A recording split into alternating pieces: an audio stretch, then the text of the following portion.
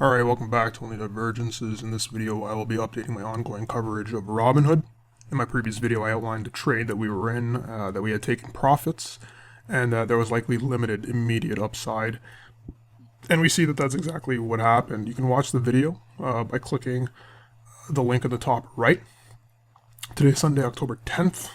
Last time we looked at Robinhood, again, was after this big move here. This is when we were in. It went up 10-11% in one day.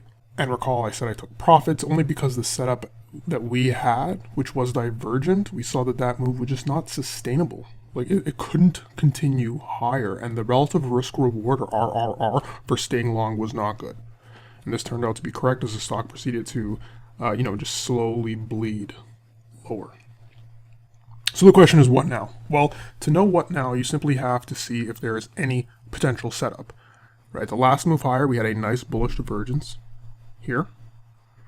And it was on the 30 and the 60, but I won't look at that right now. And really, that's what we're looking for. Now recall, last time I said we had no potential for a weekly move because, well, take a look at this weekly chart. Okay, we see no momentum divergence, no trend, and it's because relatively the stock has only started trading. Right, we only have about 9 weeks, 10 weeks maybe, I'm not going to count this, 10 weeks of price action. At this point, you really want to understand that without a material setup on the weekly, you cannot expect a weekly move in magnitude, right? And looking at the weekly chart right now, it looks as though that remains to be the case. So at best, we are looking for potential setups on lower time frames. So let's go to the daily time frame here. On the daily, unfortunately, I cannot say that the situation is much better. We are back down to the previous low here, which was where around we got that big move higher. And the question you want to ask yourself now is whether we have a material setup for a move higher, right? So we have a higher low. I mean, this kind of looks like you can see the price here is above the lows here. So technically, yes, this is a higher low. And you can see even here the MACD was low here, and we've got a second higher low, just a bit higher. But again, look at the quality of this MACD. The negative histogram, while it's been taking place for 6 days now, it's barely visible. Right, meaning that the negative buildup, that downward trend, isn't exactly overextended the way that it was down here. So sure, there is some minor potential for it to move higher, but not enough for me to think that it's attractive right now. In circumstances like this, while I will go down to the hourly, having to do so means that we have to lower our expectations of potential unless we are seeing something rather clean. So we did have somewhat of a bullish divergence here on the daily, but that's all that we got, right? Really, the bullish divergence was on the hourly down here. So when you have small hourly bullish divergence, only expect this type of a move. And the sharper the move, the more careful you want to be, because we're talking about issues of sustainability of moves. If it was a nice little trend, that's fine. But if you have a big shoot up like this, it's very likely that profits will be taken. On the hourly here, we are a little conflicted because we can see two arguments, one for long and one for short, and both are pretty good. Or that is to say, neither is overwhelmingly compelling. Now, right off the bat, if you are conflicted and have two arguments, one long, one short, and one is not screaming at you, it means the setup is not clear and optimal, so do not enter. Right? So at this point, I would finish my analysis. But for the sake of technical analysis, I want to outline those two arguments, just so that I have a better understanding of them in case, the bullish argument, which I do not favor at this exact time, does end up being correct. Right? So the bullish argument, I think, is actually relatively easy to understand.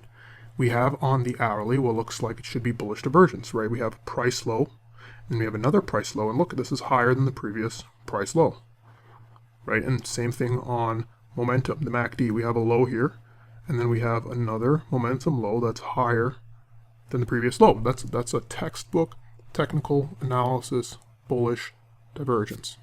And I would say that furthermore, this is within the context of a higher low, in that this low here, these lows are higher than these ones back down here. So we're already, the argument would be that we're seeing buyers step in before we go to lower lows. So that should be bullish. right? But is it clean? Is it clear? Is this optimal? Look, the bearish argument would state that this is a false divergence, particularly because it is rather weak. So let's compare this current move to this one. This bullish divergence here was long and extensive. Okay, look where it started, all the way back here, and we had this low, then we had another one, then we had another one, then we had another one, and you can already see the bullish divergence forming here, and that's when we exploded higher. The one we have right now looks like it may have just started, right? It looks like there's potential that this is actually something around here, and we're moving a lot lower.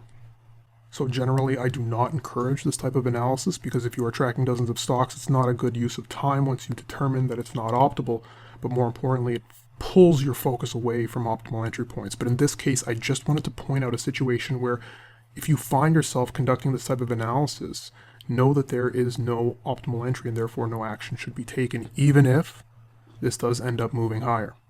Sometimes you might miss out, but more often than not, you are protecting yourself from material downside.